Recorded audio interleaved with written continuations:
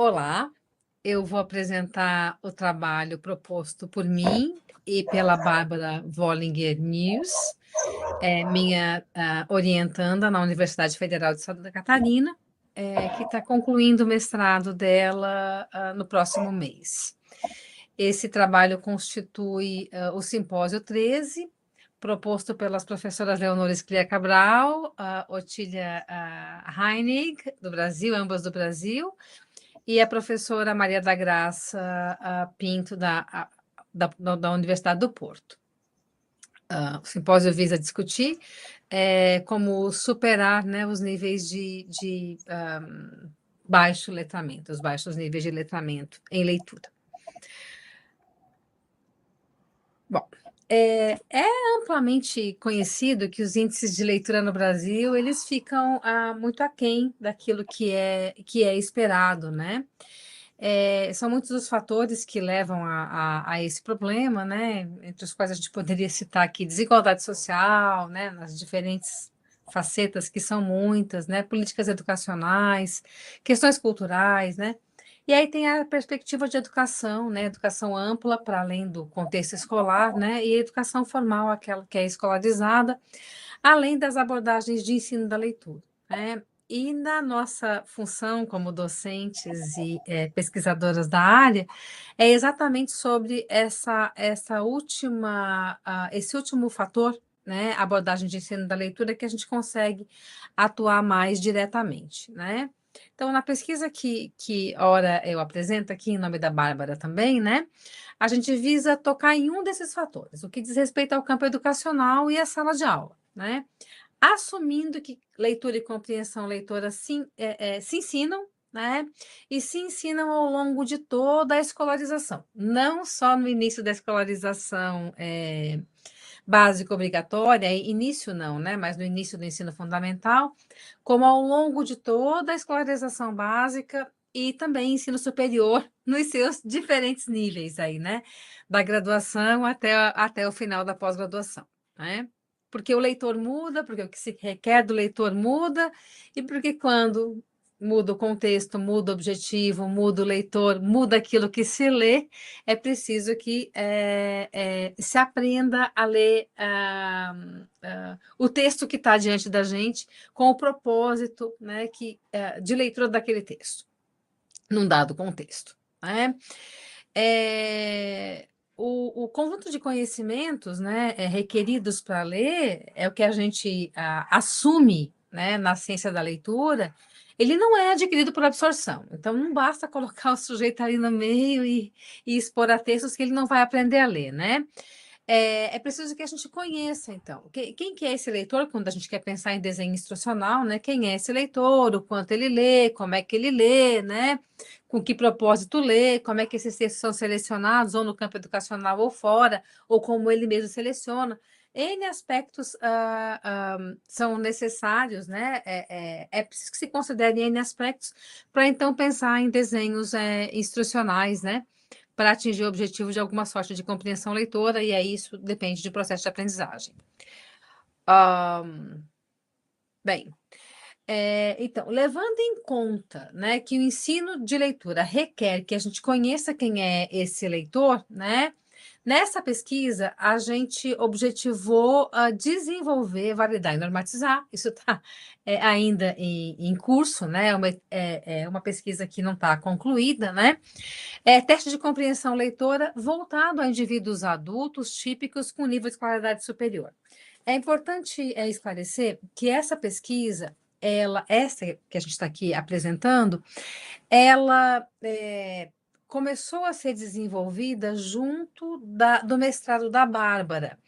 O objetivo do mestrado da Bárbara é avaliar a relação entre compreensão leitora de estudantes da Universidade Federal de Santa Catarina, né, dos estudantes dos cursos presenciais do campus Florianópolis, da Universidade Federal de Santa Catarina. Então, a associação entre o desempenho em compreensão leitora desses estudantes e o desempenho acadêmico calculado por meio do índice de aproveitamento acadêmico, que é uma medida que a própria universidade calcula e oferece, né? E essa medida ela é muito importante para critério de bolsas e para outras questões na universidade. O que se observa?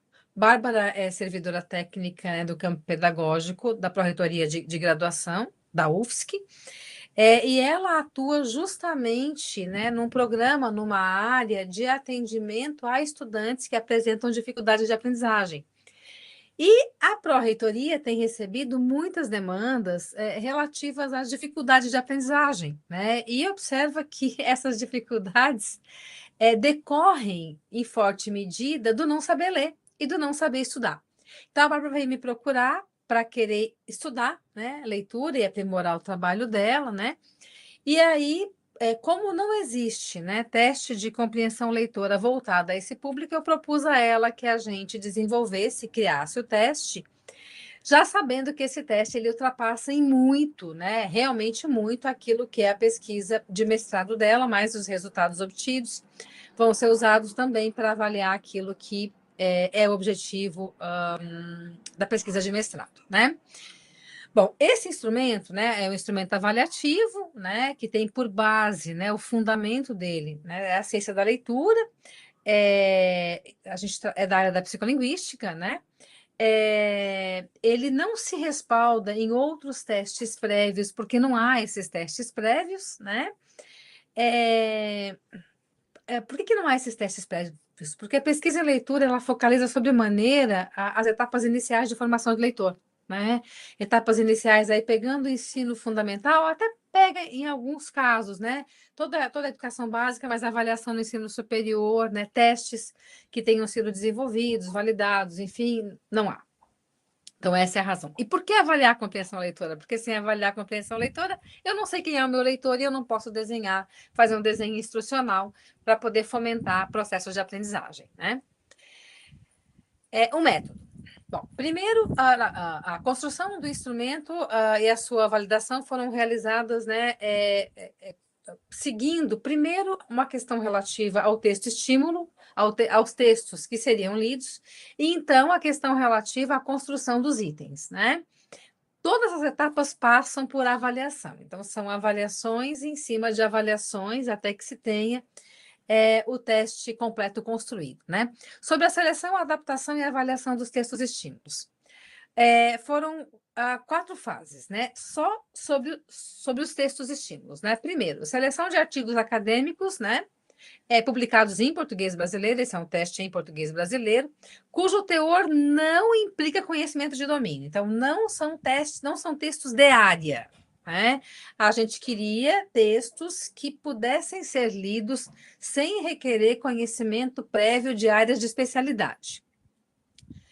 Adaptação dos textos selecionados, porque não tem como colocar em testagem artigos acadêmicos completos, né? A fim de se aplicarem os controles necessários à avaliação, né? E de tornar a avaliação viável, né? A aplicação do teste viável, né? Terceira etapa, a avaliação de 2 formatos de adaptação. A gente adaptou esses textos pré-selecionados em 2 formatos, um de divulgação científica, mais contextual, sem as subseções, né? E um outro formato de relato de pesquisa, que ele se assemelha muito ao formato de artigo acadêmico, que era o formato desejado, mas a gente queria ver se era viável implementar com este formato, né? Então, a gente adaptou nos 2 formatos, colocou em avaliação, né? Avaliação por pares e por especialistas, e esse formato de relato de pesquisa, com todas as seções, introdução, fundamentos, método, resultados e discussão, ele se mostrou adequado, então a gente manteve este formato, né? A gente ajustou os textos adaptados, porque, afinal de contas, eles já tinham sido avaliados na primeira etapa, né? Primeira etapa de avaliação. Então, avaliou novamente esses textos, né, de novo por pares, por especialistas e por um conjunto de métricas do Newc Metrics, que tem aí um conjunto de 200 medidas, a gente selecionou 20 medidas, as consideradas mais relevantes para o objetivo que a gente tinha, né, e são medidas de complexidade sintática, de simplicidade textual, são medidas psicolinguísticas e índices de leiturabilidade. Nesse momento, a gente tinha 4 textos já que tinham resistido à primeira etapa de avaliação, 4 textos adaptados. Eles foram submetidos a essas avaliações e 3 deles se mostraram equilibrados e adequados de acordo com essas avaliações que foram feitas, né? Esses 3 textos versam sobre adaptação acadêmica ao ensino superior, plágio, também no ensino superior, e exercício físico durante o ensino superior. São esses os temas, né, de cada um desses 3 textos. É importante destacar que são textos mistos, em todos eles, a gente tem uma parcela não verbal ou descontínua, né, existe análise de dados. Quadro com análise de dados, nos três textos. Sobre a construção e avaliação dos itens, né, então, foram 4 fases, né? A gente está agora na 4ª fase. Primeiro, dimensão das avaliações, definição das dimensões avaliadas, né?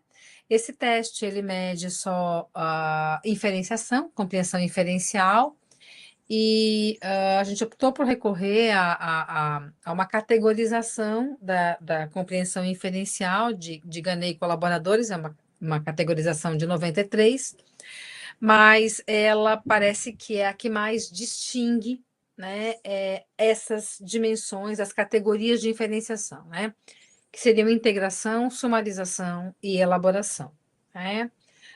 Tanto sumarização quanto elaboração contém integração, mas a sumarização, ela se reduz ao núcleo, né, e a elaboração requer conhecimentos prévios para ser construída.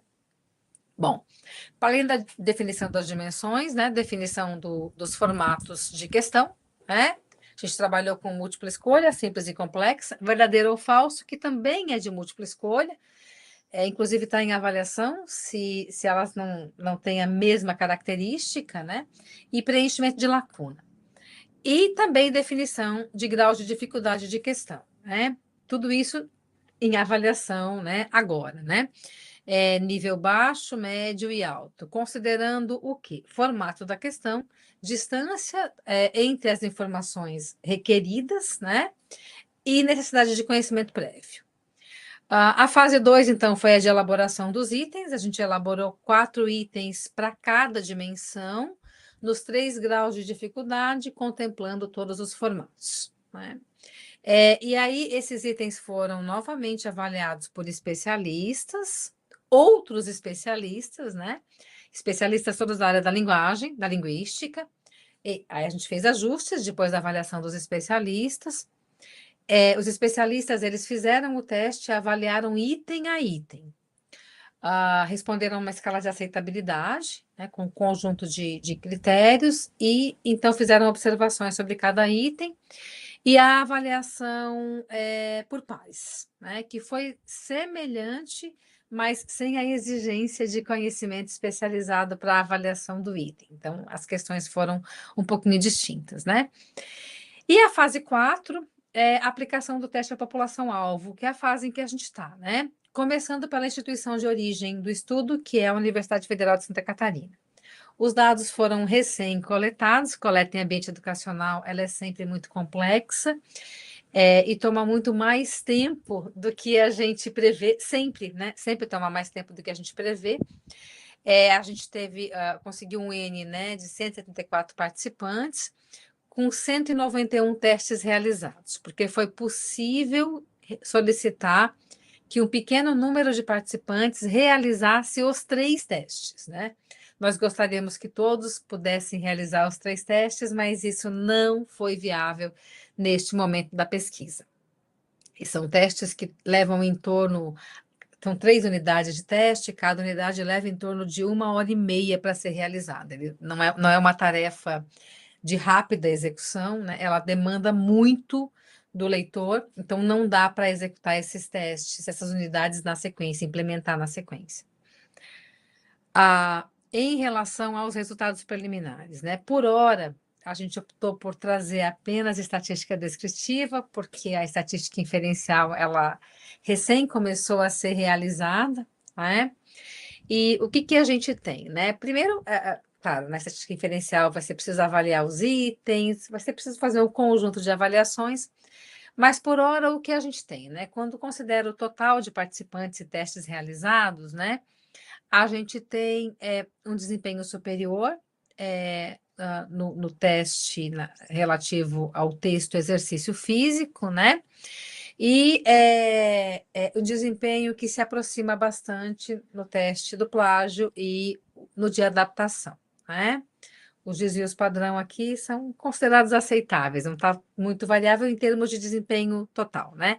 A gente está fazendo análise de item a item, né? De item a item dentro de cada unidade de teste, né? Dos testes conjuntamente, mas aqui a gente tem o conjunto de cada teste. Considerando apenas os participantes com desempenho acima de 60% do total, a gente tem um desvio padrão ainda menor, né? E se mantém o desempenho superior no teste na unidade de exercício físico. Por que a gente fez esse recorte, né? Porque há um conjunto de participantes, isso era esperado em razão daquilo que foi comentado no início da apresentação, né? Que os baixos índices de leitura no contexto brasileiro. Não é esperado que haja consistência quando o participante tem desempenho muito baixo, né? Então, a gente está trabalhando com o conjunto e também com os participantes, né, cujo desempenho demonstra que eles compreenderam pelo menos razoavelmente, né, os textos que leram. O que a gente está realizando agora, né? Análise de itens, né, para investigar o poder discriminatório de cada item, análise fatorial exploratória, né, para ver se as dimensões que a gente definiu, né, se essa definição está adequada, né, as 3 dimensões, a compreensão inferencial, da integração, sumarização e elaboração, né? E, por fim, há uma análise do ômega de McDonald para analisar a confiabilidade, né? A estabilidade do teste, né, ao longo do tempo.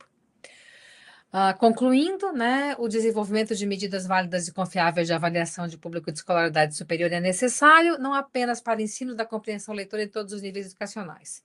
Trata-se de uma demanda que vem sendo apresentada também pelas pesquisas em compreensão leitora e pela clínica psicológica e psicopedagógica. Mesmo que os dados ainda sejam parciais, de apenas uma instituição, e que as análises sejam preliminares, ainda estão sendo realizadas dada a recenteidade da coleta, vislumbra-se consistência das medidas naquilo que elas se propõem a avaliar. Ajustes possivelmente sejam necessários com exclusão, né, adaptação de unidade de teste e itens, o que não invalida as medidas propostas. Acabei de ver aqui que está faltando um M propõe. Bom, é isso. Queria agradecer pela atenção. Otília, obrigada por estar aqui comigo. É sempre melhor gravar um vídeo quando a gente tem alguém assistindo e pode dialogar depois. Não estou te ouvindo.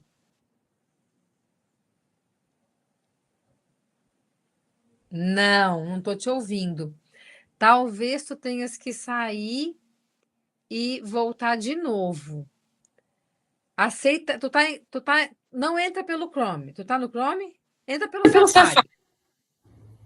Agora saiu o som. Então deu? Deu. Então tá. Obrigada por ter se inscrito no simpósio, né? E ter trazido essa pesquisa tão interessante. Né? Os testes sempre são bem-vindos, né? Não é fácil. Eu fiquei muito impressionada com o número de participantes, Ana, porque não é fácil conseguir os participantes, né? Ainda mais no universo tão grande desse. Eu fiquei pensando em algumas coisas aqui, né? Primeiro, fiquei curiosa para saber como que esses participantes foram escolhidos e convidados, porque isso também dá... Porque a gente precisa do sujeito na participação, né? E achei muito interessante a forma como os textos foram escolhidos, adaptados, e a temática, né? E fiquei pensando um pouco também, né? Claro que agora a gente vai olhar esse sujeito ali na universidade com o seu desempenho acadêmico, mas se a gente fosse, né, não sei se vocês pensaram nisso também, que esse sujeito que está ali, ele tem uma vida anterior, né? Então, como o nosso simpósio, ele tem esse foco, que é a diminuição dos níveis, né? E a gente vê de compreensão, leitora e de escrita, né? Na verdade, o voltados para a alfabetização para o letramento, não há como não descolar disso, né? Por mais que o teste ele olhe a leitura de um produto, né? Adaptado para esse momento, não dá para descolar isso do que vem antes, isso tu até colocas no começo. Eu queria só perguntar assim, por que tu achas que o tema exercício físico, né, ele tem maior índice, né? E se vocês pensam em fazer mais alguma adaptação no teste? Sim.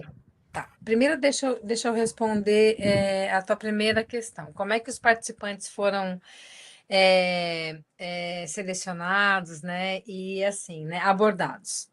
Como a Bárbara é servidora técnica pedagógica da UFSC, ela teve assim, muita facilidade de acesso às informações, porque é de interesse da pró-reitoria de graduação a pesquisa de mestrado dela. Né? Não o teste em si, mas a pesquisa de mestrado dela. Então, a gente obteve autorização para, primeiro, acessar os históricos escolares de todos os estudantes da universidade, isso foi aberto para a gente, né? E a gente optou por trabalhar com cursos de todos os centros de ensino da UFSC, que são 11 centros de ensino. Então, a Bárbara fez primeiro um contato, né, com as direções de centro e com as coordenações de curso, que indicaram professores, né, dos cursos de cada centro de ensino para fazer contato, né? Professores que eles avaliavam. A gente trabalhou com os cursos de maior número de estudantes, né? Foi esse o critério definido. Não conseguindo de maior número de estudantes, a gente partia para o segundo maior e assim a gente ia indo quando tinha mais de um curso no centro, né? Porque a UFSC tem centros que tem um curso só. E aí, do contato com o coordenador encaminhava o professor, do contato com o professor, se acessava a sala de aula. Foi assim que foi feito, né? Então, tudo com parceria, né? Coordenação, pró-reitoria, coordenação e professor de sala de aula, para chegar ao estudante. A coleta foi feita no horário de aula, né? Na sala de aula, foi feita em papel. A gente tentou fazer no computador, usando laboratório, mas infelizmente a UFSC não tem laboratórios suficientes, não teria como deslocar os estudantes, que inclusive seria mais adequado fazer no computador. A gente precisou adaptar todo o teste para ele ser feito realmente, né, na versão impressa, porque isso aqui viabilizaria a coleta. Aí a Bárbara foi às salas de aula e conversou com os estudantes, né, os que aceitaram participar da pesquisa, então se integraram aqui ao grupo de participantes, né? E aí todo esse percurso ele é muito demorado, é muito difícil acessar a sala de aula, a gente precisa esperar para ter um momento adequado, não dá para fazer coleta no começo do semestre letivo, tu sabes, né, Otília, nem no final. A gente queria ter coletado ano passado, mas chegou em dezembro, não dava mais, né? Aí o semestre da UFSC começa em março, mas coletar em março também não dá porque está mal começando, né? Os professores estão engatilhando as suas disciplinas, né? Então precisou esperar até que estabilizasse o semestre para a coleta poder acontecer. Né? E aí, por conta de todo esse percurso, que tu sabes que ele é bem demorado para conseguir acessar a sala de aula, a gente conseguiu esse N. A gente queria um N maior ainda, tá? Por que não deu para continuar? Na verdade, vai continuar, mas neste momento não. Porque a Bárbara precisa defender. Né? A dissertação dela é menor do que esse teste, né? E tem prazo, ela tem que defender. Né? Então, aí a gente parou nesse momento a coleta para poder analisar os dados e então ela ia à defesa, né, de acordo lá com o problema que ela está investigando, que não tem a ver diretamente com construção de teste. Tua outra pergunta era... É hum, sobre porque um tema é Ah, interessante isso. Talvez eu me lembrei do envolvimento emocional, do conhecimento, vários fatores podem interferir nisso, né? sim, mas deixa eu te falar, né? Os textos, eles foram avaliados, né? E foram avaliados assim, né? Por pares, por especialistas, e o conjunto de avaliadores é considerável, ele é alto, por métricas, né? E eles resistiram. Os que resistiram a essas avaliações permaneceram. Mas desde o começo, né? Na minha percepção de quem tem experiência avaliando o texto, eu dizia, olha, para mim o do exercício físico é o texto mais fácil. Embora isso não tenha aparecido nas avaliações, e aí eu não podia impor a minha avaliação, né? Mas de tanto trabalhar com o texto, ele está mais fácil. As métricas não pegaram, os avaliadores não pegaram, os avaliadores especialistas foram pós-graduandos, né? De 2 programas de pós-graduação em linguística. Os pares não pegaram, enfim, né? A gente teve que manter os 3 textos, mas de fato se confirmou que o de exercício físico parece mais fácil porque o desempenho foi superior. Parece, né? Porque ainda tem que continuar fazendo as análises. E sabe o que acontece? O texto do exercício físico, como é que ele está construído? A informação é dada no começo e depois volta o tempo todo. Os outros 2 textos, eles têm uma progressão temática. Volta, mas volta progredindo, né? E provavelmente as métricas não capturaram isso né? Provavelmente não, certamente não capturaram e nem os avaliadores especialistas. Vamos ver se isso se confirma, né? Nas Mas análises diferenciais, se vai de fato dar diferença. é difícil conseguir todos, né? E eu acho que essa diversidade também é boa, né? Até Sim, para a gente pensar sobre escrita depois, né? É o teste de leitura, mas sim, como a forma como tu escreves interfere também na to- compreensão daquilo que tu escreves, né? Uma coisa bem totalmente. interessante. Ana, muito obrigada por ter participado do simpósio, apresentado essa pesquisa muito interessante, inovadora também, né? Acho que vai ser muito, muito produtiva, né? Já está sendo, né? Mas quando tudo finalizar, quantas pessoas vão poder também usar o teste, né? Muito obrigada. Obrigada, Tília. Muito obrigada por estar aqui comigo. E espero que na próxima edição da Exapo a gente possa participar presencialmente. Isso aí, tá bom. Tchau. Tchau.